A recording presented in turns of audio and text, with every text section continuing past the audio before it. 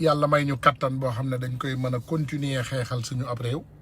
continuer cee wax dëgg nag wax dëgg rek te yàlla tax voilà parce que lépp luñ fi wax dañuy njott ne yowmal qiyaam dinañ ko répété te bàmmeel soriwul ku yaakaar ne dafa sori rek xëy na da ngaa comprendre mais soriwul diggante doomu aadama ak bàmmeel xef ak xippi la xef nga dem nga xippi nga yeewu nga ci bàmmeel loolu mooy diggante doomu aadama ak bàmmeel that's how close it is maanaam loolu mooy yaa ngi dund une minute tu ne sais pas ce qui va se passer à l'autre donc lépp lu ñuy def rek dañuy ñaan yàlla mu xiir ñu ci def ko ci yoon nu njub yoonul siraatal mustaqim voilà donc waxtaan bi dañ koy tàmbali nag tey ci kilifa mu Y'en a marre voilà jëli nañ ko këram ci information bi ñu jot ñu yóbbu ko foofu nga xam ne mooy dik mais duñ ci prononcé wu sori ci ndax état la te xam nañu exactement état ni muy doxee déglu nañ fi ay xibaar ay mbir yu bare bari dégg nañ ko fi te gis nañ ko donc dañuy bàyyi rek incha allah ñoom ñu xool ci ban doxalin lañ koy doxalee ñun ñu ngi déglu donc duñ ci mën a prononcé wu ci lu gaaw dégg nañu yóbbu bi donc fa la ñuy yemagum duñu tëb di dal duñu toj benn kaas duñu xataraayu dañuy déglu rek fii ak suba ba wala ngoon ba ñu xam exactement yan mbir lañ ko toppee ak ndax ñibbi na këram ak ndax dañ ko téye loolu yëpp dañ koy xam balaa ñu ciy prononcé wu donc loolu yëpp li koy waral rek mooy li ñuy ne ci doomu aadama maandu dafa baax comme ça du ñu ñëw rek di paraxe ne def na lii moo wax fii moo def lële lii lañ koy toppee lële lañ koy toppee loolu yëpp duñ ci dugg li ñu wóor te wóor mooy jël si nañ ko këram yóbbu nañ ko dik donc ñoom dinañu amal ak moom waxtaan te am nañ ci droit bu ñu amalee ak moom waxtaan nag bu soobee yàlla après ñu xool lan mooy doon suivi bi bu ñu amee nag suivi bi bu boobaa ñu ñëw waxtaan ak yéen mais waxtaanu tey bi njott naa ne ñu bari ci yéen xam ngeen lan moo ko waral mais defe naa ma tegal leen vidéo bu koy firndeel bu koy firi suñu benn frère patriote bu baax mu firil leen ko. mbokki Sénégal dal leen ak jàmm ci seen chaîne Jotna TV tey nag liñ leen di doon xibaar la boo xamante ne mi ngi jógee ci wàllu coalition Yewwi Askan Wi muy benn communiqué boo xam ne génnee nañ ko li nga xamante ne mënees na koo jàpp ci communiqué bi te mu nekk li nga xamante ne mooy information de taille buñ ko mënee wax mooy kii nga xamante ne moo di Bougane Gueye Dany bu gëm sa bopp te signé woon li nga xam ne moom mooy charte coalition bi keroog le 2 septembre bi ñuy def lancement bi te defoon ko sous réserve bi maanaam signé lu bi nga xamante ne Ahmed Aïdara waxoon na ko bi mu ñëwee tey daf ne faw ñu waxtaanaat xool nu ñuy changer logo yi wala changer couleur yi waa coalition bi membre yëpp na ko loolu du fu amee mettre que en minorité ne ko soit da ngay nangu dindi sa sans réserve bi bokk ci coalition bi wala nga jóge fi ñu continuer liggéey bi li mu choisir mooy dem yoonam muy nekk mbir moo xamante ne nag bett ñu Bougane Gueye mu jóg coalition Yewwi Askan Wi bettul Sénégalais yi parce que en réalité lu ñu doon xaar la ci moom parce que képp koo xamante ne mënoo faire face à Macky Sall képp koo xamante ne yaa ngi gis Macky Sall ci suuf képp koo xamante ne économiquement mënoo tenir au régime de Macky Sall mënoo opposé wu à Macky Sall kon tey Bougane Gueye génn ci coalition Yewwi Askan Wi nga xamante ne leen tax a jóg mooy libérer le peuple sénégalais coalition Yewwi Askan Wi nga xamante ne seeni charte bi ci gën a rëy te gën ci leer mooy kenn ku nekk ci coalition bi rek mënula am waxtaan compromis ak compromission ak Macky Sall duñu ko nangu loolu nag daa am ñu bëri ñoo xamante ne ñi ngi koy def buñ bëggee ñëw ci coalition bi duñ mën a dem moo tax tey génn Bougane Gueye Dany ci biir coalition bi bettul kenn ci Sénégalais yi donc loolu mooy information de taille bi nga xamante ne génn nañ ko ñi nga xam ne mooy conférence des leaders biñ dajee waxtaane nañ ko Bougane moom tey jàpp nañ ne génn na ci coalition bi beneen information de taille bi également mooy organiser nañu coalition bi ba mu am conférence des leaders ñu structuré ko noo xamante ne képp ko dugg ci coalition bi rek lu la fa indi dinañ xam yow fan nga war a bokk ak ñan nga war a waxtaanal ngay journaliste ngay ONG ngay membre société civile ak ku mënti doon organiser nañ coalition bi beneen bi nga xamante ne foofu ñu leeral ko mooy li waa coalition bi mu wax mooy ñi nga xam ne ñooy militants yi nekk ci base bi nañu surveiller superviser bu baax a baax li nga xamante ne mooy inscription sur les listes électorales transfert d'électeurs yi bañ a am ngir Sénégal mën a moom boppam askan wi mën a moom boppam comme ni ko coalition bi tuddee di Yewwi Askan Wi kon ma joxaat leen information bi Bougane Gueye Dany jóge na ci coalition Yewwi Askan Wi ay la yëwén bettul Sénégalais yi xaaral nañu ko kon te kat fi mu tënk rek mooy affaire de logo ak affaire de couleur leader yëpp yi nga xam ne bokk nañ ci coalition bi nag nee nañu loolu duñu ko nangul moo tax mu génn dem yoonam jërë ngeen jëf. voilà donc boobu leer na dama leen bëgg a indil rek benn photo Bougane boo xam ne boobu la fi indi woon ci coalition Idy 2019 mi ngi nii kii mooy Bougane Gueye Dany je pense que yéen ñëpp gis ngeen photo bi te gis ngeen couleurs yi et je pense que ces couleurs ne sont plus à discuter donc ñun ñëpp gis nañu li fi xew je pense que benn affaire bi nga xam ne moom moo dérangé Bougane Gueye Dany mooy dans cette coalition y aura pas de partage de gâteau te Bougane gëmul loolu Bougane gëmul ne moom ba léegi ci biir xelam njottu gëmul ne ci biir coalition bi amul partage de gâteau moom dafa defe ne ñii dañu waxtaanee gâteau bi ñu daggate ko partager ko balaa moom mu fay yegg dañ koy tuur lëndëm mais ce que je peux vous rassurer mooy Bougane ne représente rien te wax dëgg yàlla Bougane amul mbooloo boo xam ne wax dëgg yàlla bu ko jëlee ci nit dafay rëq-rëq dafay indi ay rëq-rëq ndax Bougane amul mbooloo man xam naa Bougane xam naa ko bu yàgg bu taalee laay fukki nit duñ ko seetaan bu wootee dajale bu yóbbuwul ay enveloppe yóbbu ay saaku ceeb wala ay saaku suukar kenn du fa ñëw donc je pense que fori tànk bi yooyu yenn yëpp gis nañ ko fi Bougane il devait bien se transformer en activiste que de politicien parce que au moins am na chaîne télé wax dëgg yàlla boo xam ne mën na ci invité ay doomu aadama ñu wax ci Sénégal mu am fa aussi ay taskatu xibaar yu am solo yu mel ni Ahmed Aïdara ñuy indi ay firnde di ko teg sur la table doomu aadama yi di ko gis donc vraiment je pense que affaire Bougane moom buñ ko bëggee jël def ko à la une dañuy tardel li nga xam ne moom mooy avancement au Sénégal parce que Bougane Gueye Dany n'est pas représenté de grandes choses au Sénégal voilà coalition bi nag li ko dajale mooy ay doomu aadama la ñu yoo xam ne dans leur totalité dañoo bëgg a génne askan bi ci jafe-jafe yi nga xam ne moom la nekk te je pense que kenn ku nekk ci ñun boo toogee Sénégal xam nga kenn ku nekk li mu représenté voilà d'accord naa ne Ousmane Tounkara kenn nekkul ci ginnaawam amul mbooloo mais je suis aussi d'accord ne que Bougane Gueye Dany aussi moom ak sama beneen xarit ak yenn xarit yi ma am ci mbir mi te ñu nekk fa di rey seen bopp di rey nit ñi ak coow amuñu mbooloo donc je pense que pour toog fii moom def Bougane à la une loolu vraiment dañuy tardel Sénégal te tardel li nga xam ne moom mooy suqali Sénégal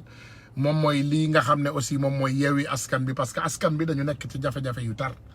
askanu Sénégal mi ngi ci mbënd askanu Sénégal mi ngi ci ay jafe-jafe gis nañu barki Dembo Ndiaye li xew ci sous-région bi Guinée ñaanalu ñu ko yàlla Sénégal parce que Sénégal toujours ñun démocratie la ñuy ñaan dañuy ñaan toujours rek loo xam ne dinañu mën a dajaloo ñun ñëpp ñu jël ay carte dem ci urne ki nga xam ne moom la ñu bëgg ñu tànn ko teg ko ci boppu réew ki nga xam ne aussi bëgguñu ko ñu folli ko ci boppu réew ñun noonu la ñu bëgg a doxalee Sénégal bëgguñu am Sénégal boo xam ne day doon ay Sénégalu parparloo bëgguñu am Sénégal boo xam ne day far benn côté wala far beneen côté et je pense que képp koo xam ne da nga bëgg a changer Sénégal tu ne peux pas baser tes vouloirs sur des couleurs wala des nangam wala des nangam ndax wax dëgg yàlla man mii ngeen di waxal keroog bi waa coalition bi bindee seen charte laa leen ne je serai le défenseur de toutes les personnes dans cette coalition ci coalition boobu tey kenn koo ci laal rek cof nga ma kenn koo ci xosi rek xosi nga ma kenn koo ci gàjj nga ma parce que man li ma gëm mooy coalition boobu dafa am charte te ñun ñëpp on se bat ensemble pour un Sénégal meilleur kii di Cheikh Bamba Dièye kii di Khalifa Sall muy ñeneen kàngam yi fa nekk yëpp ak suñu Déthié Fall ak ñoomin ku lim juum donc ñooñu ñëpp suñu ay mbokk lañu parce que ñun ñoo bokk groupe ñun ñoo bokk li ñu gëm ñun ñoo bokk bëgg a ànd pour changer Sénégal et je pense que képp ku laal kenn ci ñooñu rek laal nga ñu mais Bougane Gueye Dany moom divorce am wax dëgg yàlla wàññiwul dara dafa mel ni rek ndeysaan nga am jabar ji gën a ñaaw ci sa jabar yi gën laa sonal gën laa indil problème sa biir kër mu ñaan la baat ne la daal daf lay daal di fase moom sax daanaka presque nee na moom moo lay fase day dem donc kooku budul nga jox ko yóbbal dara du la ci naqari donc Bougane Gueye Dany na sa ngelaw nangu vraiment lu nga indaale yàlla na nga ko yóbbaale ak jàmm ak salaam parce que du zéro la donc vraiment ku indi zéro yóbbu zéro moom wax dëgg yàlla yàqaloo Sénégal dara voilà donc loolu tàmbali woon la rek ci waxtaan te aussi du sànni xeer Bougane parce que comme je vous ai montré cette photo Bougane lim leen di wax ci ay affaire couleur gëmu ci dara Bougane a ngi waxtaan ak Macky Sall Bougane a ngi ndekki mi ngi reer Bougane a ngi ci ay dilam Bougane ci yooyu lay dox mi ngi nag jël sax yenn doomu aadama yi di leen mën naa ne di leen instrumentaliser di leen indi pour ñu jéem a dal ci kaw opposition bi wala jéem a dal ci li nga xam ne moom mooy coalition bi ça sera peine perdue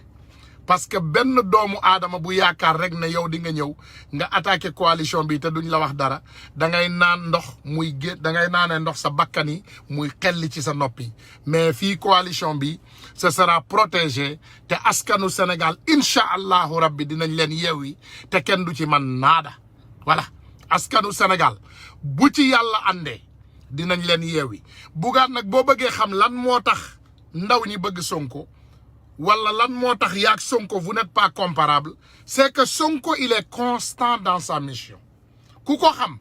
na ne ndeysaan constance moo rey doomu jàmbur boobu bu la nee dara bu la nee dama lay rey bu yeboo rek nga daal di fay say bor te xam ne moom dana la rey bu la nee da ngeen di bëre na nga takk sa ngemb ba mu dëgër te nga xam ne di ngeen bëre bu la nee non c'est non te bu la nee oui c'est oui ce jeune il est constant dans son démarche et constant dans sa mission donc loolu moo waral wax dëgg yàlla ñuy ñaan rek bépp sénégalais boo xam ne Sénégal daf la ñor te yaa ngi ànd ak coalition bi pour changer le Sénégal pour un Sénégal meilleur vraiment waruñu gestu waruñoo parparloo waruñoo dellu ginnaaw ci ay doomu aadama yoo xam ne vraiment amuñu benn mérite ci li nga xam ne moom mooy société sénégalaise bi lu dul ay dóor xam nga man Sénégal dafa neex Sénégal moo fees del ak ay nit yu baax Sénégal moo fees del aussi ak ay dóorkat léegi ay dóorkat dañuy ñëw bëgg a dóor xelu doomu aadama yi bëgg a jël suñu xel yi soppi ko daal di ñu def ay mala léegi ñun bu ñu bañee loolu ñu bañ ñoom ñu génn ci biti ñu ne dañuy ŋaññaate wala dañuy defante wala dañuy xeex mais li am importance te ma koy wax bépp doomu sénégalais di ko ñaan bépp patriote mooy on n'a qu'à se concentrer et rester vraiment concentré sur cette mission nañu rester à la ligne droite bu ñu kenn divertir bu ñu kenn delloo ginnaaw parce que ñun dañu nekk ci benn mission te mission boobu mooy génnee Sénégal ci problème yi mu nekk mooy génnee suñu frères yi ak suñu sœurs yi ci mbënd mi ñu nekk mooy jël Sénégal suqali ko génnee ko ci pauvreté bi nga xam ne moom la nekk te toujours restons sur notre mission et restons constants parce que amul benn réew moo xam ne dafa génn ci ay jafe-jafe ci àdduna bi te beneen réewoo ko ci génne ay doomam képp ñoo ko ci mën a génne voilà ay doomam kese ñoo ko ci mën a génne jaaraale ci loolu nag ne 3e mandat dañ koy tere ci sous-région bi bravo à la Guinée bravo au Mali et vraiment ñuy wax rek militaire u Sénégal yi yéen ci caserne yi góorgóorlu leen vraiment ngeen protéger suñu réew mi aar ko lii di démocratie mu continuer ci li nga xam ne moom mooy suñu réew parce que suñu réew mi démocratie lañ fi ñaan démocratie la ñu bëgg mu am ci réewum Sénégal mii dañu bëgg nit ñi dem ci ay urne di voter malgré ce transfert d'électeurs ak caaxaan ak banditisme bi nga xam ne yëpp moom la Macky indi bëgg a yàq réew mi fas naa yéene votel kii di Barthélémy Diaz pour maire de Dakar fas naa yéene vraiment képp koo xam ne coalition bi tànn na la teg la ci gox-goxaan ñu ànd ak yow ñun ñëpp ñu xeex ba fal la foofu nga xam ne moom la ñu bëgg fas naa yéene incha allah 2024 bu jotee ñu jël waa ji mon ami le gros bidon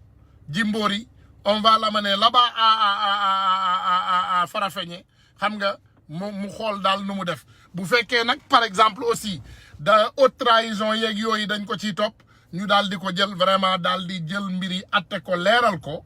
vraiment teg ko ci kaw table ba doomu Sénégal yëpp gis li nga xam ne mooy dëgg. dañu décider gouverner Sénégal ci njub gouverner Sénégal ci dignité gouverner Sénégal ci honneur ñun loolu lañ décider. dañu décider jël réew mi jox ko ay nit yu baax ay nit yoo xam ne dañ koy doxal ci dëgg ay nit yoo xam ne duñu parloo ay nit yoo xam ne duñu tànn seeni ay mbokk di leen fi teg vraiment ma ñëw rek encore une fois remercier leen yéen ñëpp ci seen taxawaay ak li nga xam ne moom la ñuy defal Sénégal parce que Sénégal daf ko soxla voilà léegi nag ma ñëw tuuti rek ci li nga xam ne moom mooy notre président Macky Sall le président technique du Sénégal parce que présidence wax dëgg yàlla nit tu peux être président parce que tu as été choisi par maanaam techniquement parce que légalement du président Sénégal mais techniquement moom mooy président Sénégal parce que li nga xam ne moom moo doon ay élection jàll na Sénégal bien vrai que daf ko luubal ñi ko waroon contester ñu tas leen donc vraiment ils n'ont pas eu le temps de contester et se battre léegi moom mu dem fële conseil constitutionnel sans gàcce sans dara mu légaliser ko indi léegi nag ba loolu tax na mi ngi travailler ci yeneen mbir defe naa ay 3e mandat ki 4e mandat lu yàlla xam doy na waaye lépp loo xam ne daal mi ngi koy waajal bu ma doon oncle Macky na xalaat la xew ci sous-région bi te mu bañ a underestimer sénégalais yi parce que ñooñu ñun ñoo leen ëpp fitan boo bëggee xam exactement sénégalais na nga ñëw rek nga jàngat li nga xam ne tey moom moo xew ci réseaux sociaux yi Macky Sall sénégalais yi ñoo ëpp fit waa Guinée sénégalais yi ñoo ëpp fit waa Mali sénégalais yi ñoo ëpp fit waa Côte d'Ivoire c'est que nag ñu ne lu ne boo ko mesuré wul wala waxtoom bu jotul rek doo ko gis waaye bu fekkee événement mars yi jaar nañ fi te nga gis exactement li nga xam ne moo xew ci réew bii yow war ngaa xam ne sénégalais yi mën nañ la faa jëlee ci ay minutes yu ndaw du doon sax ci lu gudd donc loolu aussi dama ko indi woon rek pour préciser ko parce que beneen affaire boo xam ne da ngeen ko war a yëg ce jeune Doumbouya qui a dégagé à Condé du pouvoir en Guinée pourtant de Condé moo ko jëlee France indi ko teg ko ci boppu ligine boobu nga xam ne moom la jiite woon yóbbu ko fépp préparé ko bu baax a baax parce que ñoom ñoo bokk ethnie nde doko bandum ñoo bokk ethnie xam ngeen fi may waxee ndax sama mbokk yu bari tey ci sous-région bi noonu la ñuy doxee jël nañu seeni ay mbokk teg leen ci ay boppu armée jël seeni ay mbokk teg leen ci ay boppu maanaam commandant jël seeni ay mbokk teg leen ci ay boppu police ak gendarmerie jël ay bërekat ak ay lambkat ak ay nit ñu ne dañ leen di jël def leen ay alkaati maanaam ay nit yu amul xam-xam lu ne ñu ngi koy lijjanti foofu si ay réew sous région bi xam ngeen fi may waxee waaye lenn rek la ñu bëgg ñu fàttaliku yàlla bu nammee nga doon buur dalay jël defar la ba nga baax teg la jël xolu doomu aadama yi raxas leen ba ñu set jubale leen yépp ci yow dañ lay daal di bëgg parfum bu xasaw sax boo ko xeeñtoo gars yi dañuy ne mi ngi xeeñ naam macha allah lépp loo def boo tisoolee sax yaaramakallaa lañ lay wax wala ñoom ñu waxal la sax alhamdulilah balaa yow nga koy wax donc loolu yëpp dafa bokk ci loo xam ne yàlla bu la bëggee fal ci nguur da koy def mais yàlla bu la bëggee folli aussi ci nguur da lay daal di génne ci xolu doomu aadama yi dofu dëkk bi sax bu ñuy wax sa wax dañ lay saaga te boo xoolee tey li xew ci réseaux sociaux yi nga xam ne am na koo xam ne vraiment yàlla génne na ko ci xolu doomu aadama yi moom si il est intelligent day daal di xool vraiment xoolin bu rafet mu doxal ko doxalin bu rafet mu daal di bàyyi yiw mu baax mu génn par la grande porte ne leen quelles que soient les conséquences quel que soit maanaam ce que les Sénégalais ont pensé de moi ñaari mandat laa fi falu benn bi ma gagné ko benn bi ma fal sama bopp techniquement waaye comme constitution bi ñaari mandat la wax maa ngi nii di dem waa asalaamaaleykum wa rahmatullah léegi nag bu dee da ngeen am loo leen ma toppee leen ma ko bu dee da ngeen may baalit ngeen baal ma je pense que je serai parmi les premiers Sénégalais qui vont dire au président venant que au moins nañu topp Macky Sall ci dignité du ma ne duñ ko atte nag parce que par loo baaxul mais damay ne tout ce qu'on va faire avec lui on n'a qu'à le faire dignement bu dee dañ koy yóbbu justice nañ ko bindal convocation mu dem wuyu ji bu wuyu jiwul ñu jël ko yóbbu ko ci justice mu wuyu ji buñ ko waree may ay liberté provisoire ak ñoomin seen le temps ñuy xeex ñu yóbbu ko buñ ko waree may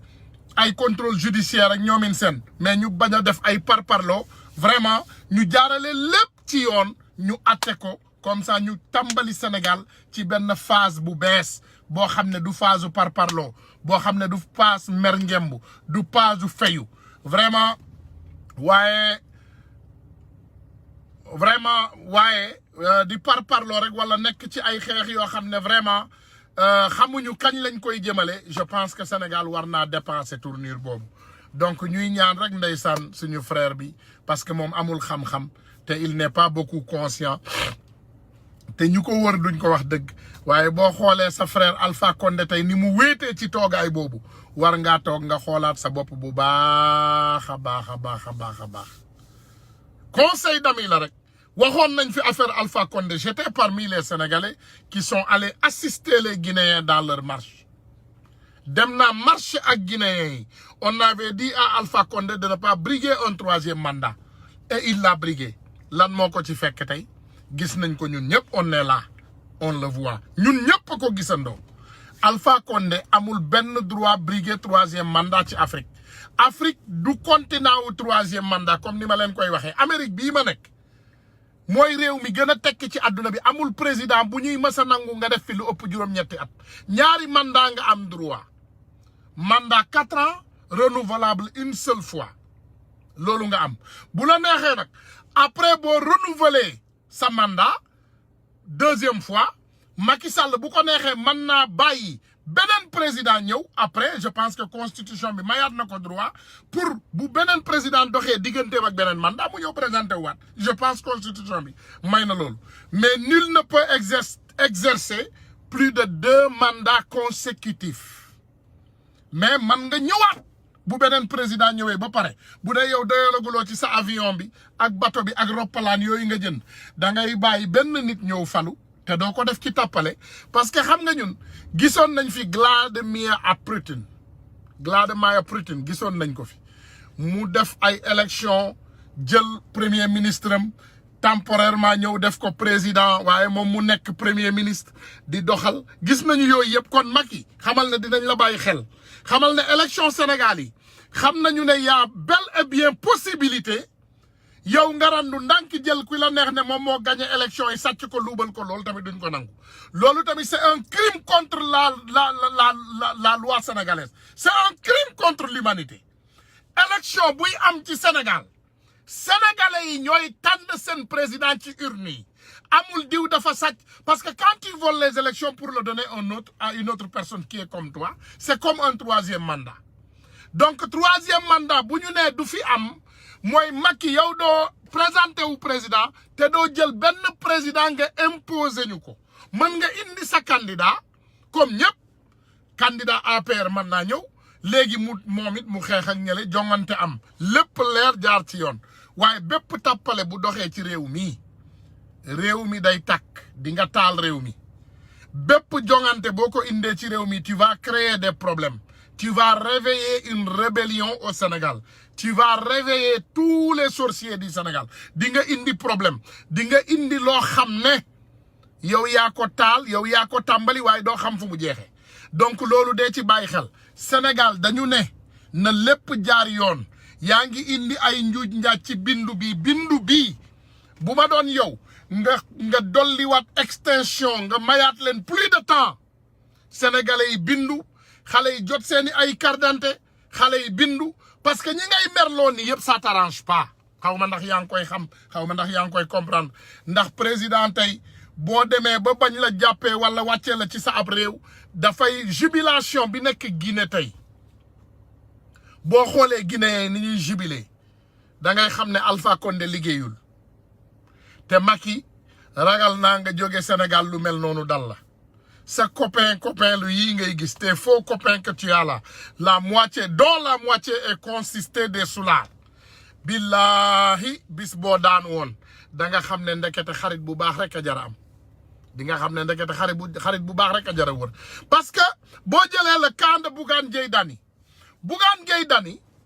mi ngi nii di parloo ci affaire couleur ak nangam ba mu fi ànd ak Idrissa Seck daf leen dajale ñoom ñëpp yóbbu leen ci Macky Sall may leen Macky Sall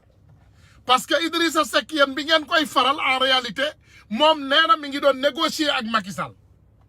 moom nee na leen tey moom mburoog sow la moom ak Macky Sall mburoog sow la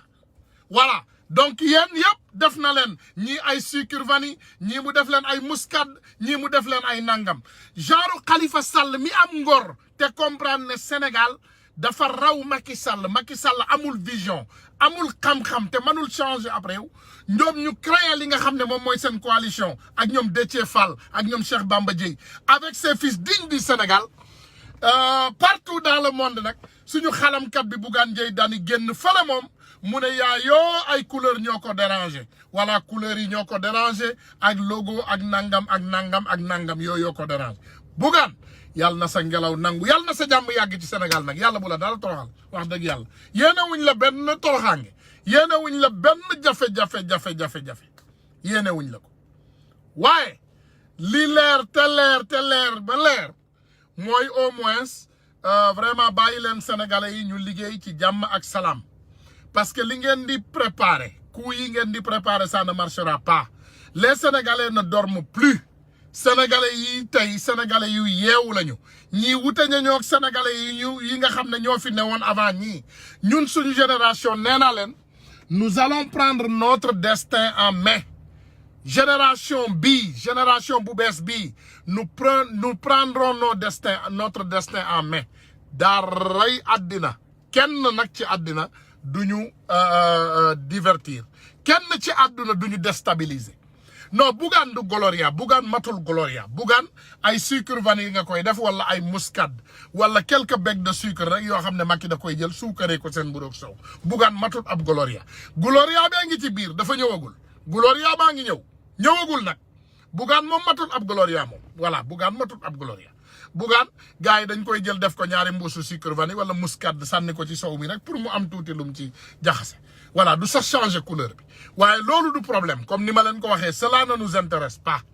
Bougane na dem ak jàmm ak salaam na ngelawam nangu gone yi nag yàgg nañ koo wax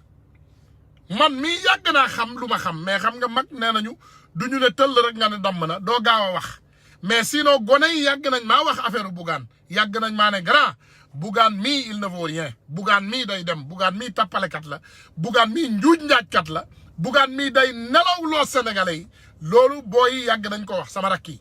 waaye li leer te leer mooy Bougane tojuloo fen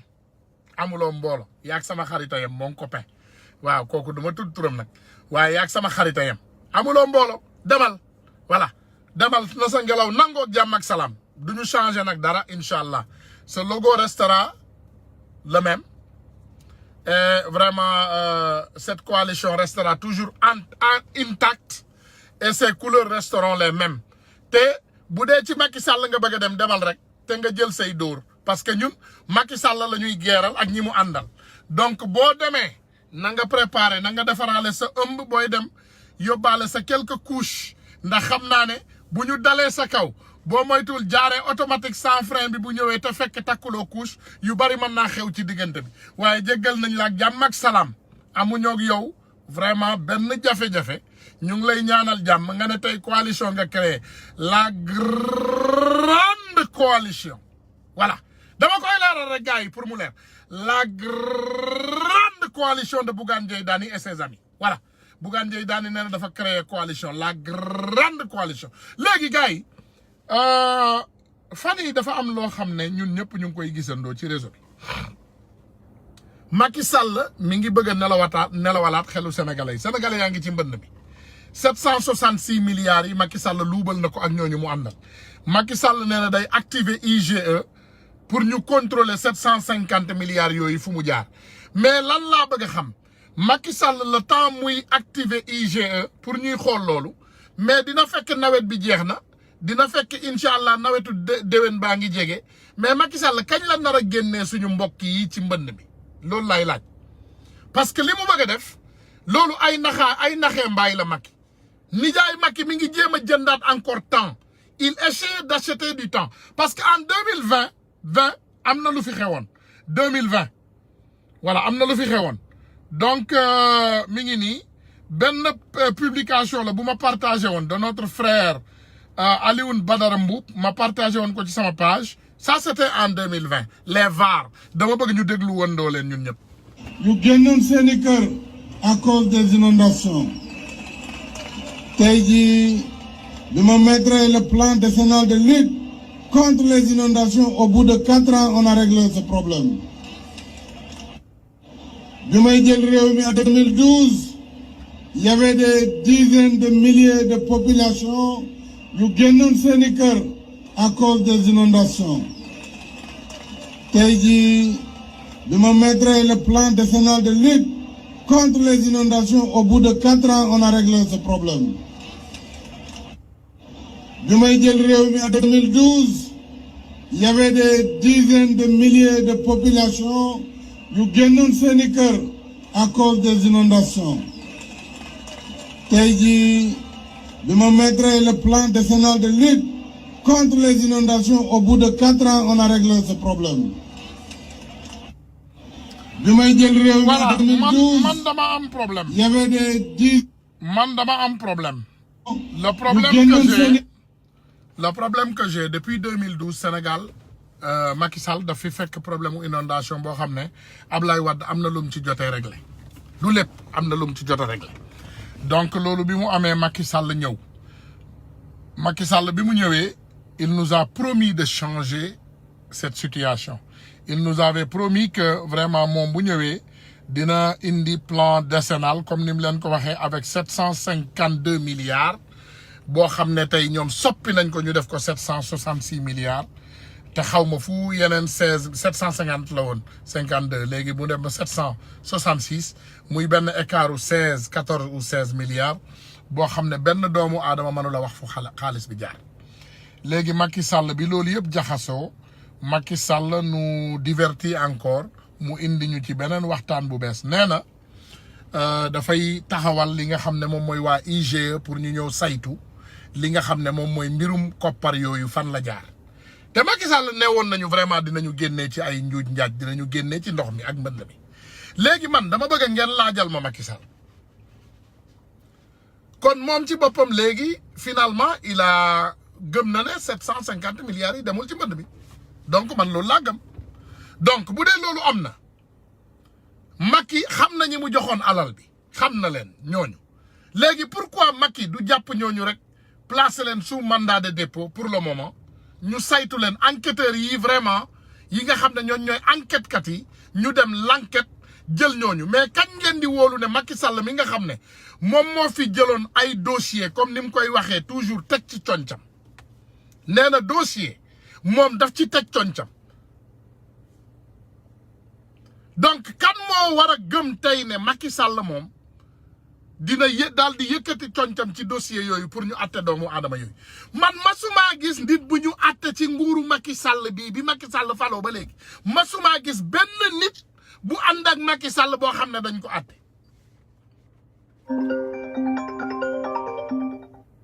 asalaamaaleykum frère Issa allo Issa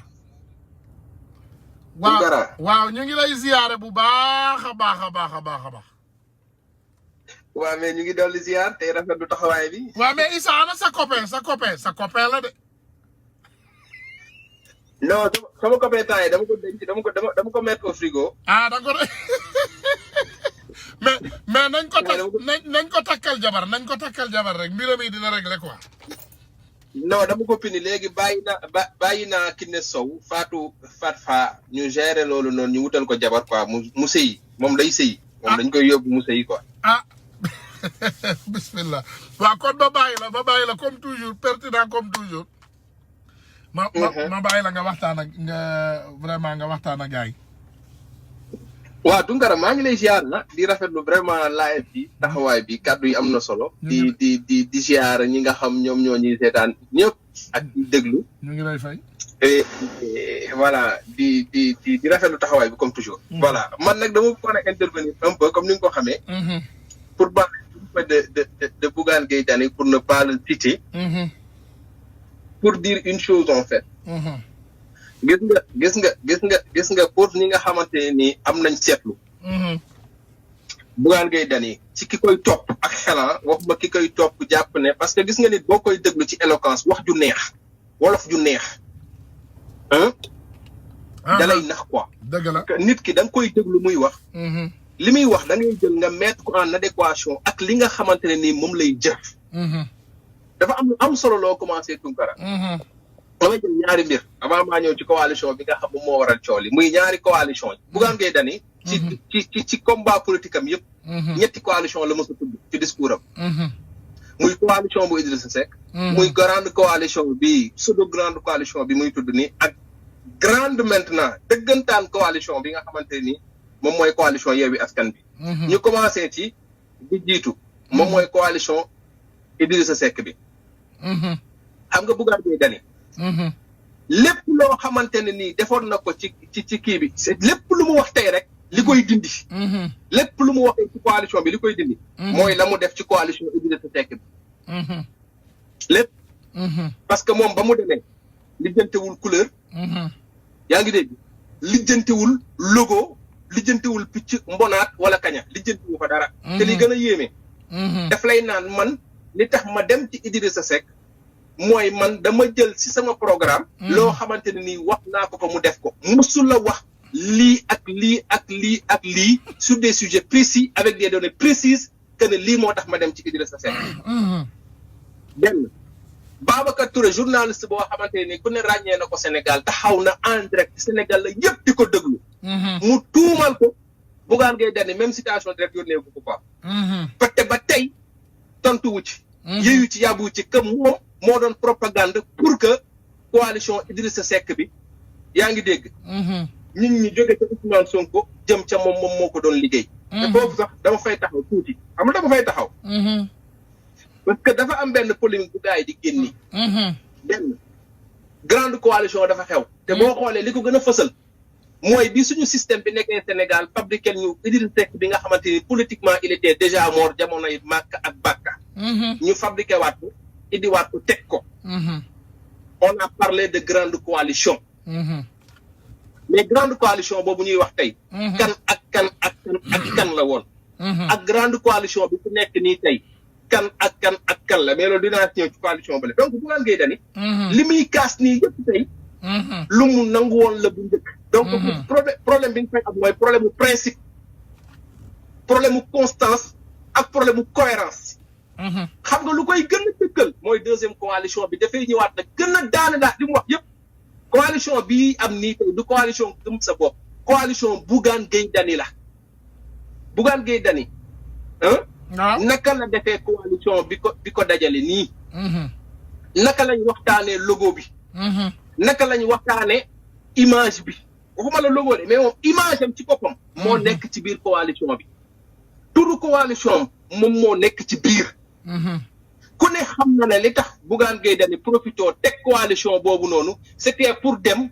mën a am yoon autoroute bu koy dugal ci coalition bale pour mu dem yàq ko pas dugg pour des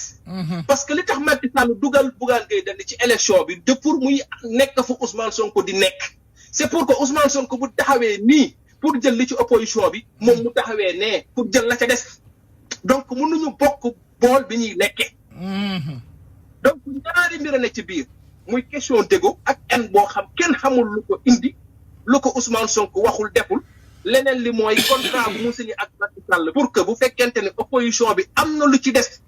lu bokk ak li Macky Sall téye bu ko Ousmane Sonko kese teg loxoom il faut mu am Ousmane Sonko lu mu jël keneen ku mën a ñëw xëccoog moom la ca des moo tax ngay gis muy mel ni ku contre Macky Sall mais contre bi mu contre Macky Sall tey Ousmane Tounkara live yi ngay live nit mën naa bind livre bu cohérent def tome 1 2 3 4 ba fa mu toll ne Ousmane Tounkara fii la commencé ak Macky Sall cohérence bi fii ak fii xeex bi fii la toll ak ñuy wax ba 2021 Bougane Gueye Dany mënuloo tracé benn rëdd boo xam dañ leen ne fii la commencé ak Macky fii la jeexee moom day jékki-jékki dugg dóor génn créer ay concept amul benn cohérence kenn xamul xeex muy xeex ak Macky Sall fan la ci jëm c'est quoi le projet maintenant li mu nanguwul nii maintenant ci coalition bu bees bii ñëw parce que man dès le début laa leen ne kii du dugg day yàq te mi ngi yàq depuis le début parce que dafa niru ko opposant trop mais daaray opposant nekkul ci moom parce que niru la muy niru opposant c'est pour donner des gages c'est pour que Sénégalais yi jàpp ne kii de àndoon ak Macky Sall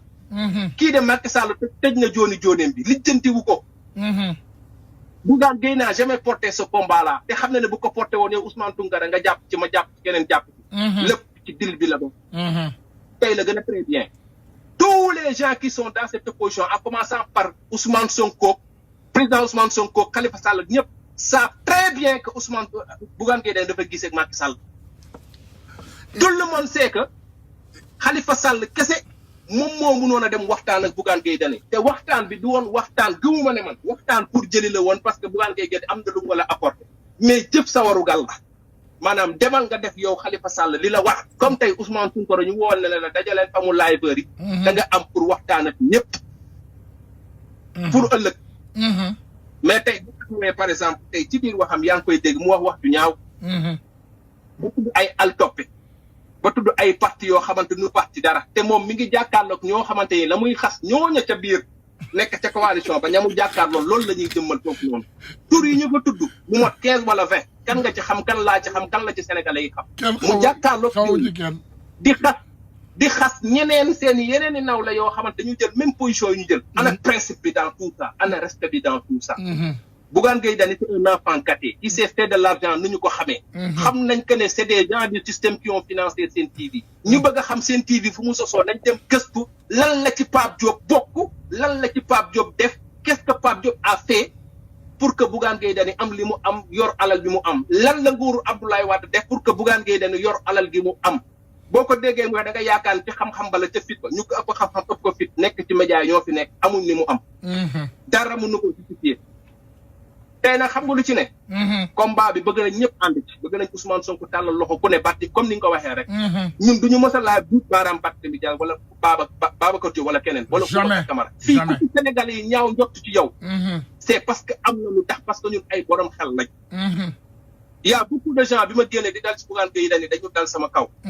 man gëm-gëm laay dee même su may juum damay juum par ko gëm-gëm laay juume dëgg la gis nga combat bi opposition bi ñëpp mënuñu ànd loolu mooy dëgg te bu ñu souhaité sax ñëpp ànd ñi war a ànd nañu ànd ñi bëggul ànd nañu demee nële y a au Sénégal des gens yoo xamante ils ne se posent que pour leur propre intérêt pour leur propre c'est-à-dire c'est compliqué et souvent il faut oser y aller avec li ñu am Ousmane Sonko ak Khalifa Sall rek doy nay coalition boo ci tegee Pire teg ci Boussa Diack teg ci Cheikh Bamba Dièye teg ci Boubacar Camara looy wuti leneen teg ci Déthié Fall voilà gis nga Bougane Gueye Dany il faut que parce que moom il se croit être puissant parce qu'il a une télé une rajo ou quoi que ce soit il fera face nag à cette mafia kàcc il fera face à cette nouvelle génération mais suñu télé yi ñoo ëpp doole télé Bougane mais bien sûr on veut pas de Youssou Ndour bis on veut pas de Youssou Ndour bis on veut des hommes on veut des hommes d'affaires forts au Sénégal des hommes d'affaires qui croient au projet pour un Sénégal meilleur ñu ngi leen mais on veut plus des Youssou Ndour on veut plus de ça on veut plus de ça te ñun on va le dénoncer au-delà de nos obédiences politiques on va le dénoncer parce que avant tout on est des citoyens sénégalais conscient des gens ci comme ni ñu koy waxee du ma bëgg a tënk sa live mais loolu daal laa bëggoon partager nañu jublu ci comme li nga wax sur le plus important Bougane Gueye Dany c'est un épiphénomène il a été fabriqué de toutes pièces mais il ne pèse absolument rien benn élève CM2 la buy lire du xam-xam du xalaat du lenn loo xamante ne nii war na ko mën a incarner ba toll fi mu toll Bougane Gueye Dany bu demee ba toog naan boo tuddee ñaar ñett ci opposition bi da nga koy tudd au nom du cas parce qu'il a une télé parce qu'il a une télé qu'est-ce qui pèse qu'est-ce qu'il a fait def benn entreprise en Afrique nit dina bàkkoo dama teg entreprise ak entreprise nu ne lañ ko mën a tegee en Afrique on sait dama ne jub en Afrique ni Ousmane Sonko moo gën a jafe ko am alal ni Bougane Gueye Dany am alal ni Bougane Gueye Dany moo gën a yomb en Afrique te jub comme Ousmane Sonko xam nga Issa loolu mooy dëgg da nga laal benn point bu sensible léegi boo xam ne doomu aadama yu bari ñu yeewu rek ñoo koy xam waaw xam nga tey ñun gars yi comprendre ñun mooy ñun bu ma nee ñun à notre globalité xeex bi ñuy xeexal nii tey Sénégal am na lu ko gën a yomb maa la ko wax mais Issa am na lu ko gën a yomb am na lu gën a yomb lii ñëwal ñun tey bu ñu bëggoon suñu poos yi diis bu ñu bëggoon tey nekk ci olala ci araam nekk ci di lekk ci bokk ci lekkkatu ribaay mais loolu moo gën a facile xanaa xamuloo ne ànd ak Macky Sall moo gën a yomb ànd ak Ousmane Sonko moo gën a yomb ñi xamul parce que ànd ak Ousmane Sonko dafa jafe parce que Ousmane Sonko ci principe nga mën a ànd ak moom ak ngëm-ngëm boo gëmul dara mënoo ànd ak Ousmane Sonko mi ngi mel ni comme li ñuy ne rek gore nit ku gore moo mën a des ci sëy xam nga sëy dafa jafe mais ngor dëgg mooy mën a bàyyi nit ci sëy ngor dëgg day jafe da ngay am ay position yoo xam ne day compliqué trop mais da ngay garder sa ngor toujours nga toog fa loolu mooy projet Pastef bii nga xam ne moom la Ousmane Sonko créé nit ñi xamul dañuy yaakaar ne Ousmane Sonko moo ñu dugal ci xeex bi déedéet rien compris dafa yee Ousmane Sonko dafa yeete mais ñun tey lan moo tax ñun ñëpp tey ñu nekk ay jullit mooy yonent yàlla dafa am message bu mu fi yow da ngaa mës a dégg yonent yàlla fu muy waxee da nga ko mës a dégg déedéet mas ngaa gis photoom mosuma gis ku ko gis sax yonent yàlla Muhammad sallallahu alayhi wa sallam kenn mënu laa woon photoom ba léegi bu ñuy wane ay vidéo kenn du wane vidéo ne kii moom la macha allah ba léegi ay tànk rek la ñuy wane bu ñuy def film ay tànk ay takkandeeru tànk la ñuy wane même chameau bi ay tànk la ñuy wane ndeysaan wallahi et pourtant temps boobu ay photo ay dessin yu bari amoon na mais kenn nanguwul sax yàlla mayul sax doomu aadama maqaama di dessiner kooku di ñu ko indil wallahi ce projet Ousmane Sonko sera un projet comme ça parce que dëgg dafa neex ci ay nopp gis nga dëgg boo ko dégloo rek sa nopp yi day neex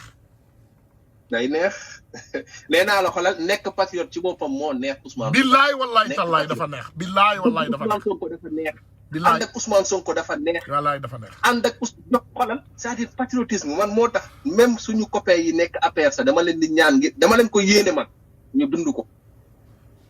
dama leen di yéene ñu te dafa xew nag te dafa xew de moo taw Sénégal waaw dafa xew est-ce que xam nga patriotisme ci boppam moo taw Sénégal je vais te dire que en 2017 laa commencé woon attaqué Bougane 2017 laa la waxaa Issa du ma ne sax attaqué mais 2017 laa commencé woon am ay njuuj njaaj ay doute ci Bougane 2017 booba nag mu continuer fii di woo sama goro yi di woo ñi ma jege mais wax leen Ousmane c'est quoi le problème man Sénégal laa gëm man Sénégal laay doxal man nangam man gëm naa lii li ñuy wax du loolu 2017 la woon lii moo tax keroog bi ma gisee nga ciy waxaat ma gis nga ciy bind ma ne man mii de Issa li muy def nii tey mi ngi métti sama xol bi ndax waa ji dafa xaw a bokk suñu coalition bi waaye dëgg pire lay wax dëgg pire lu waa ji nekk di wax déglu naa jeunes yëpp ñuy wax mu métti ci sama xol waaye ma xam ne dëgg pire la ñuy wax dëgg pire te loolu moo grave patriote saa boo gisee patriote buy wax jaratul nga koy questionner dee ko déglu rek peut-être nag ni muy waxee nga dul comprendre waaye boo ko dégloo di nga xam ne kii li muy wax dëgg bu wér pire lay wax parce que dama ràññee dara ci patriote yi duñu wax lu leen wóorul ñoom dañuy saytu dañuy wuti dëgg bi dañuy gis dëgg bi lijjanti ko ba mu leer balaa ñuy ŋaang waa la ko wax barki démb dama dajeeg sama benn xarit loolu hors sujet la sax mais dafa important barki démb dama dajeeg sama benn xarit boo xam ne presque c'est une grande sœur ndeysaan ma dugg ci bitigam rek mu tëb di dal mu ne ma Ousmane Kaay am naa vaaru Ousmane Sonko ma ne ko bon mu ne ma waaw bi mu ko waxee Issa dama génnee sama téléphone bi sama poche ma tegal ko ma génnee xaalis bi ma yoroon sama poche yëpp ma tegal ko ci kaw table bi ma ne ko boo ma indilee benn vaaru Ousmane Sonko ma may la lépp la macha allah mu ne ma yow ni nga wóoloo sa bopp ci Ousmane Sonko ma ne ko du loolu parce que Ousmane Sonko du wax rek pour wax buy wax day lijjanti lu ko leer ba mu am ci preuve ba mu am ci lu leer mu génne ko wax bu ko wóorul du wax day noppi dëgg la ma ne ko bu wóorul bu amul lu wóor lu mu génne ci gémmiñam day noppi parce que diine islam sax loolu la ñu digal diine gis nga boo xoolee Ousmane posture am bu bari ci diine sax la koy doxal xam nga Ousmane bu sànnee message ñu bari duñ ko déglu mais Ousmane saa bu lancé message demal nga tapé sur Google dalay indil ci alquran wala ci sunna li nga xam ne moom la génnee ci gémmiñam macha allah xam nga bi muy ne résister bi muy ne bu leen tooñ kenn bu leen saaga kenn bu leen xas kenn waaye ku leen dóor fayu leen ñu bari xamuñu mais boo demee nga indi waaraate yonent yàlla sallallahu alayhi wa sallam temps boobu loolu lay waaraate. ba ñu jógee Medina di dellu Màkka. ça c'était le concept du jihad. xam nga jihad ñu bari dañuy dégg jihad rek di tëb di dal xam nga jihad yàlla li tax mu indi ko parce que jullit yi dañ leen doon massacrer di leen néewal doole di leen brutaliser di leen dóor. ndeysaan mais yàlla wàccee aaya ne leen. protéger wu leen. yonent yàlla bi ko gars yi di ko puus naan ko non dañu dem xeex ñu ngi nii di roy nit ñi mu ne leen du ma wàcc fenn te yàlla wàcceewul aaya. ndeysaan mais ci la yàlla wàccee aaya bi ne leen bu leen dóor kenn bu leen def kenn mais protégez-vous. bu leen nit dalee seen kaw protéger wu leen maanaam protéger leen seen bopp fayu leen. wallaahi fayu leen mais loolu charte la. yu mel noonu bu ko Ousmane Sonko di wax ñu ne il est violent il est nangam da ngay xam ne ñi muy waxal amuñu xam-xam mais Ousmane Sonko buy wax ku am dégg-dégg di nga xam ne dégg pire lay wax. Ousmane Sonko même ci coalition bii créé Ousmane Sonko bëggul nekk njiitu coalition moom musul bëgg a tànn boppam pour jiitu doomu aadama yi ñoo koy tànn ne ko damaa bëgg nga jiite ma. musul Ousmane Sonko bu créé dara sax day ne attends man dama weex donc xam ngeen lu may def yéen dem leen rek man ma taxawee nii léegi ngeen wax ma naka ngeen bëggee ñu doxalee mais déedéet groupe bi ci boppam ñoo koy ne yow mii yaay ku sell ki yow mii yaay ku yiw ki yow la ñu bëgg nga jiite ñu mais loolu dafay am. gis nga Tunkara. waaw Ousmane Sonko ni mu wàccee boppam ci coalition bi am na yoo xamante ni ñemewuma ko wax fii parce que xëy na. voilà mais gis nga bu patriote yi yëgoon sax Ousmane Sonko li mu bàyyi. ak fi mu wàcc. ak li mu bàyyi pour liy am. ñenn ñi sax danañ ko mere. ñenn ñi sax danañ ko mere. pour vous dire parce que moo tax ñun ñenn ñi dañuy comprendre am na loo xam ñun rek ko mën a wax. El Malick mënu ko wax. déedéet. Bassirou Diomaye mënu ko wax. déedéet Ousmane Sonko mënu ko wax. ñun ñoo ko mën a wax te waxuñu ko au nom du parti ñun waxuñu pour yàq. te waxantuwuñu Ousmane Tounkara. man xam naa ne yow tam doo wax parce que dañuy waxtaan ci suuf. mais gis nga avec l'avènement de Ousmane Sonko sa turandoo googu. carte gi yëpp dina leer kenn dootul am lay ci tànnam. déedéet lépp dina leer te xoolal mi ngi koy lijjanti nga dégg ko mi ngi koy lijjanti mun na ci biir mi ngi koy lijjanti même yow mi nga xam yaa ngi koy topp sa bu waxee bu waxul sa yaa ngi yëg ne y a la main Ousmane Sonko y a la patte Ousmane Sonko y a la façon de faire Ousmane Sonko. yaa lim ñu waxoon mooy ñun ñooy le changement on est en train de tout changer. xoolal coalition bi ni muy doxee te duñ koy wax. ban coalition moo mën a leere nii. amul ban coalition moo mën a woote jàkkaarloog Sénégalais yi ne leen signé leen loolu c'est la patte Pastef. amul il faut oser le dire c'est la patte c'est l'empreinte Ousmane Sonko. moo tax coole dina bari. diw génn na diw génn na mais yàlla mi ma tiim xam na ne gëm-gëm bi na ci Ousmane. bu nekkee ci ñëpp parce que Ousmane laa xam moom laay suivre. donc ci moom laa mën a wax. gëm-gëm bi na ci moom bu nekkee xolal. ci ñaar ñett ñeent ba juróom ci ñi ñu àndal. li ñu bëgg danañ ko am. parce que fa la dëgg nekk. fa la dëgg nekk de. bi Ousmane Sonko bi ko gars yi di songu fii lañ doon toog ci télé yi gars yi naan personne ne peut résister à l'État il faut l'humilier ñu dem këram def ko ci biir njabootam Issa bul yee fitna Issa sama yaram a ngi tàng bul yee fitna balaa ma fi daanu yes bàyyi la nga jeexal maa ngi nuyu gars yi ñu leen jaar parce que sama yaram a ngi tàng sax suñu toll nii. ah jërëjëf merci beaucoup vraiment ñu ngi rafetal intervention bi ñu ngi koy rafetlu merci voilà ñu ngi rafetlu bu baax en tout cas gars yi li am solo te ñu leen koy wax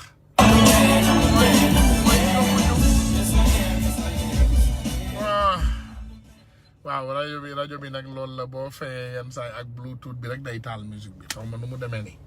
voilà donc dafa am loo xam ne ñu ngi koy wax te ñu bëgg nit ñi bàyyi ci xel Serigne Touba rek ndeysaan macha allah sa tur bi rafet na mu ne li nga bind nag duma ko liir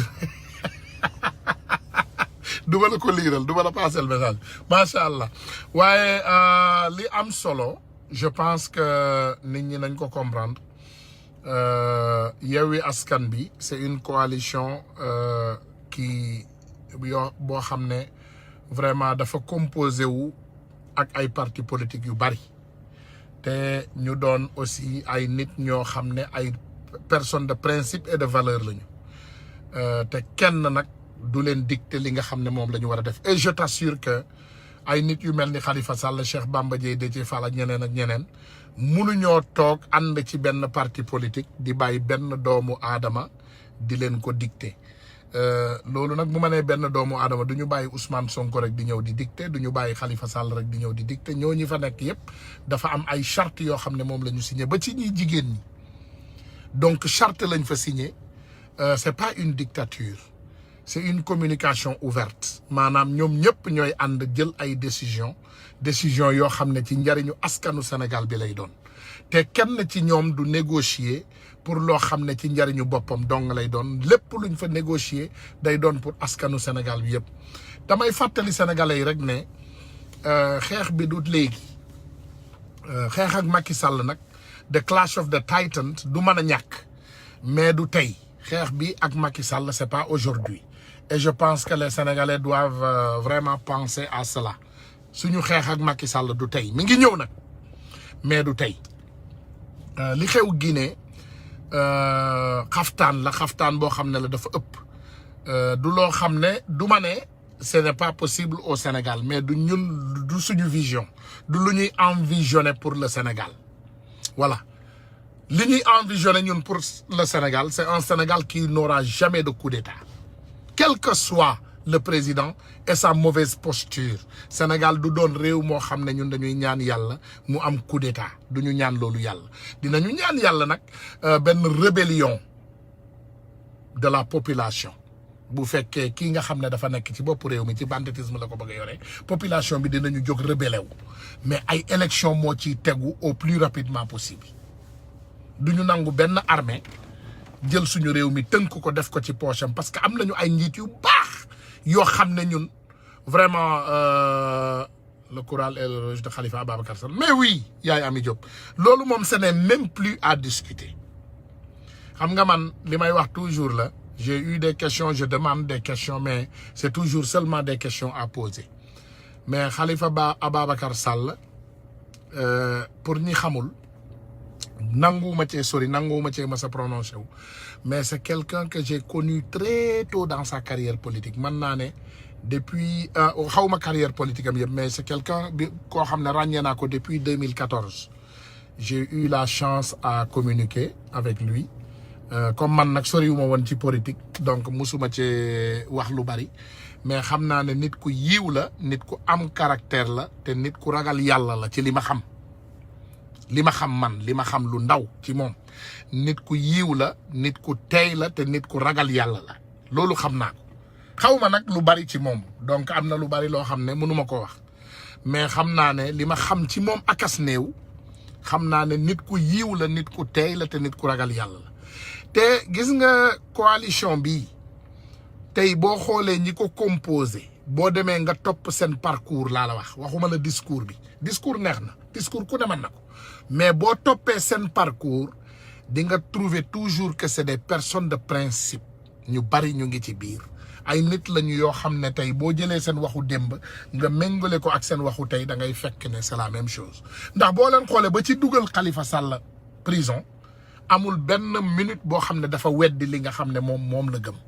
musu koo weddi parce que même biñ koy accuser ne ko yaa jël lii yaa jël lale mu doon nag xaalisu xam nga xaalisu mairie ñu bari xamuñu mairie yi dañoo am budget dafa am xaalis yoo xam ne dañ leen koy jox léegi ci xaalis yooyu ñu leen jox dinañ leen ne joxal lii day am xaalis boo xam ne pour social la am xaalis boo xam ne vraiment pour ay gérance pour doxal pour dimbali ay doomu aadama am na yu bari yoo xam ne xaalis bi foofu la donc Khalifa Ababacar Sall ba tey jii musul weddi ne xaalis bii dañ ma ko jox pour ma def ko fi war musu ko weddi du ma def sax hors sujet mais li nga xam ne rek moom mooy li ñu intéressé ci coalition bi mooy c'est des personnes de principe mooy ay nit lañu yoo xam ne dañu ànd ci benn principe mooy lan pour jële fi saay-saay bi gagner élection locale yi après élection législative yi ñëw ñu dóoraat ko mu xalangu après nag élection présidentielle moom du ci bokk bu soobee yàlla ki ci war ñu jël ko teg ko ci bopp réew mi donc vraiment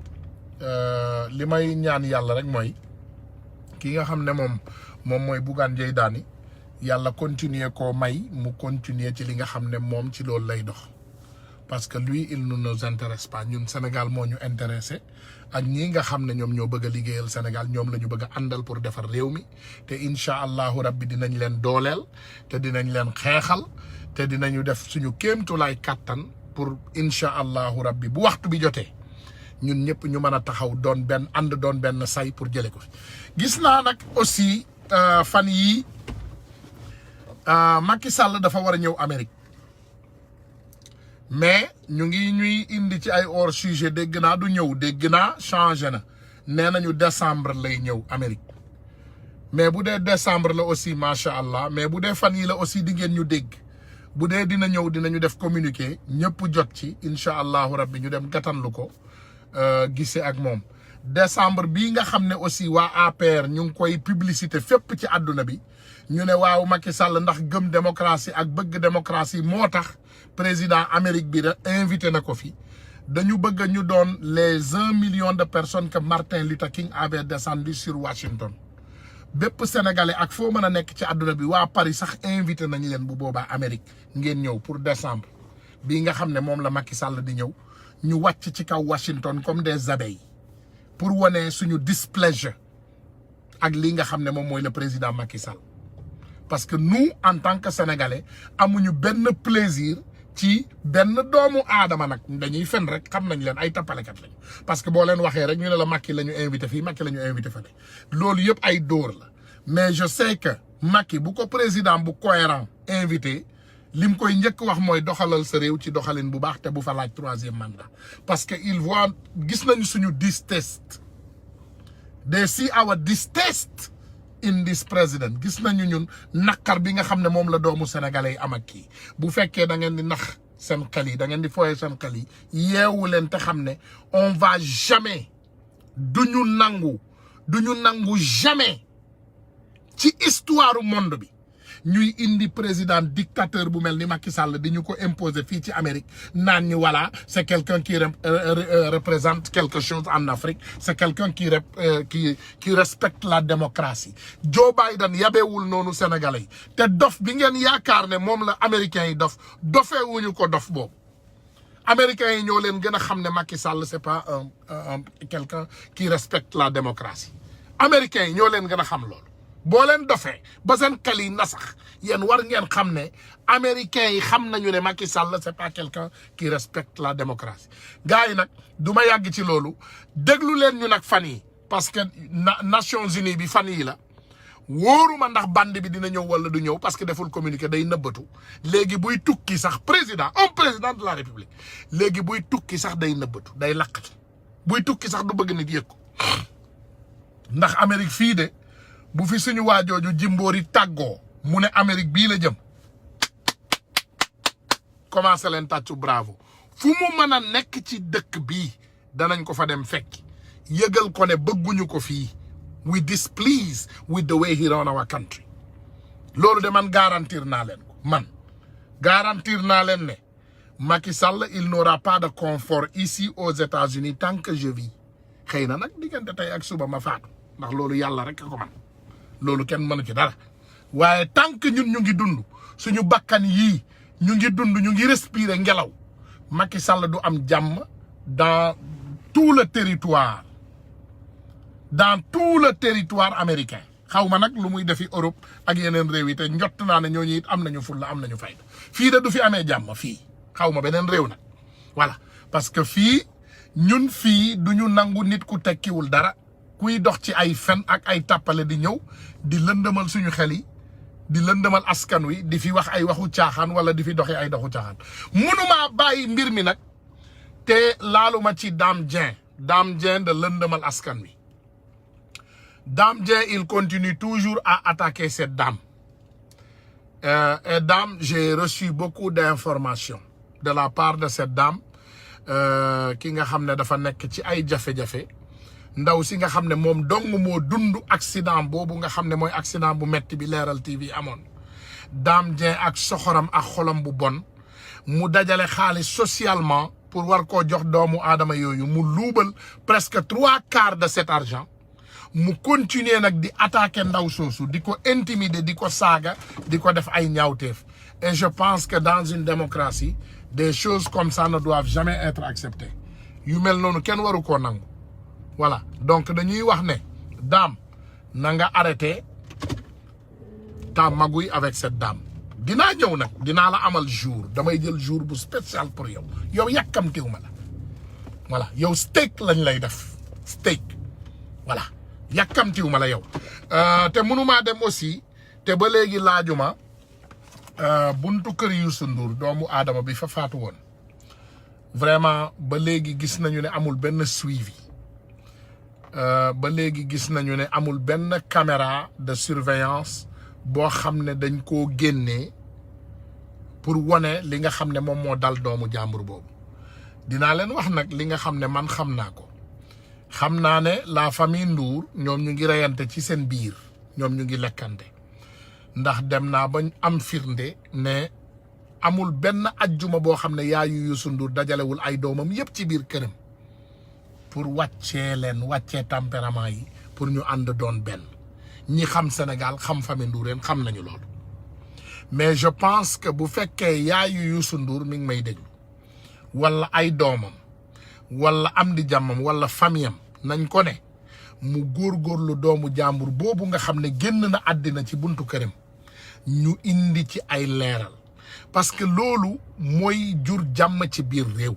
manu leen saa bu ne bu dara concerné la famille Ndourène ngeen ñuy indil ay snap di lëndëmal di indi yeneen di génne ay musique yu bees di laxas di nasaxal xelu doomu aadama yi di ñu won ay photo ak ay vidéo Youssou Ndour mu toog ci ay kaw énergie solaire déedéet kii doomu aadama la bu génn àddina famille am ñu ngi jooy famille am ñu ngi koy jooy famille am ñu ngi koy souffrir bëggu leen tamit ñaawteef bu xew ci réew mi ngeen génn noppi bàyyi mu jàll c'est pas sérieux loolu yàlla bëggu ko yonent bi bëggu ko te du loo xam ne yëfu nit la du yëfu nit on habite dans un pays de droit on habite dans un pays où vraiment ku nekk dafa am ak yelleef doomu aadama bu dee ak fu mu mën a bokk ak nu mu ndaw nañ ko jox cëram ak nu mu rëy nañ ko jox cëram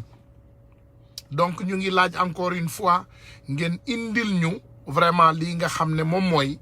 vidéo de surveillance yi caméra de surveillance amul benn kër ci àdduna bi tey bu amul caméra de surveillance bari na koñ yi kër yi fépp am na ko amul benn këru personnalité bu ko amul ci Sénégal moom là je vous le garantis loolu wóor na ma donc vraiment nañu indi mbir yi mu leer bu dul loolu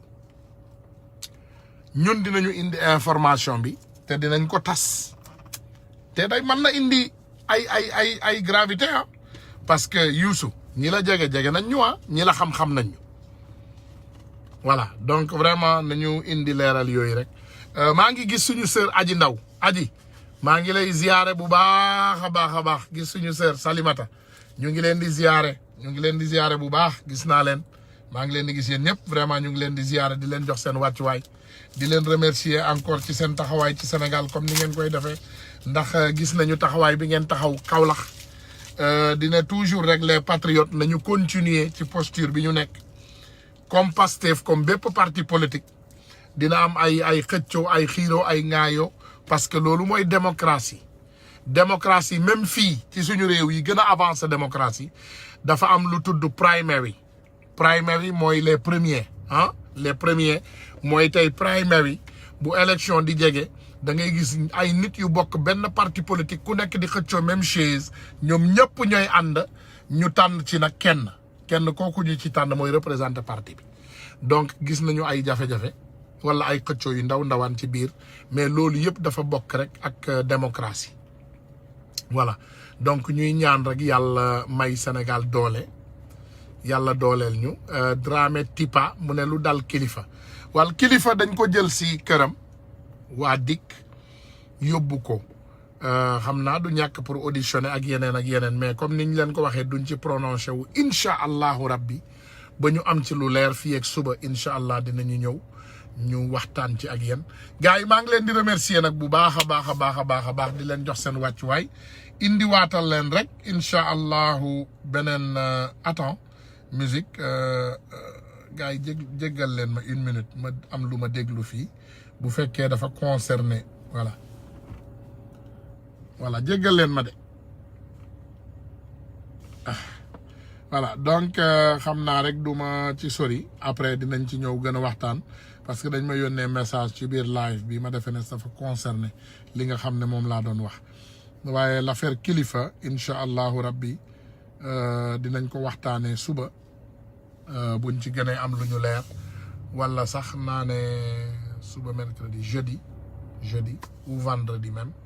buñ ci gënee am lu gën a leer donc duñ ci gaaw a prononcé wu ba ñu am ci lu leer incha allahu rabbi buñ ci amee lu leer bu soobee yàlla dinañ ñëw ñu partager ko ak yéen mais ce qui est important mooy fi mu toll nii dañu jëlaat rek posture jëlaat taxawaay boo xam ne du changer comme toujours on restera constant mu ne Ibrahima Ba waaw nee na koko si waaw wax nga dëgg de man sama copine bi xaw naa ko gëj a teg ah ñu wax rek ne suñu njiit yi ñu wax leen ne dictature baaxul vraiment réew dañ ko war a doxal ci yoon jox doomu aadama yi seen àq ak seen yelleef ñu ñaanal Sénégal jàmm ñaanal ko bépp réew ñaanal ko mboolem jullit mais je peux vous dire que aujourd'hui la dictature en Afrique a pris une autre tournure il faut ngeen yeewu xam ne askan yi dañoo yeewu léegi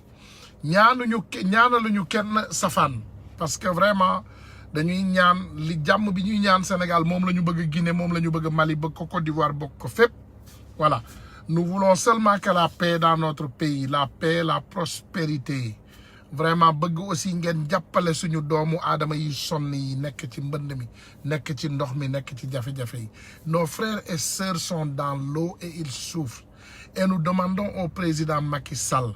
vraiment mu taxaw leen Momo waxal si salaire militaire yi waaw mais dinañ ci wax Momo pour beneen jour comme tey fekk na waxtaan bi jar Momo maa ngi lay ziyaare waaw Momo kooku doomu dëkk bi suñu frère patriote voilà ñu ngi lay ziyaare bu baax di ñaan yàlla aussi mu yokk sa wér waaw après xam naa dinañu gën a jokkoo ma gën cee am ay information comme ça ñu waxtaan ci incha allahu rabbi parce que ñun lépp loo xam ne day avancer loo suñu dëkk ci la ñuy dox lépp loo xam ne day delloo suñu réew coup d'état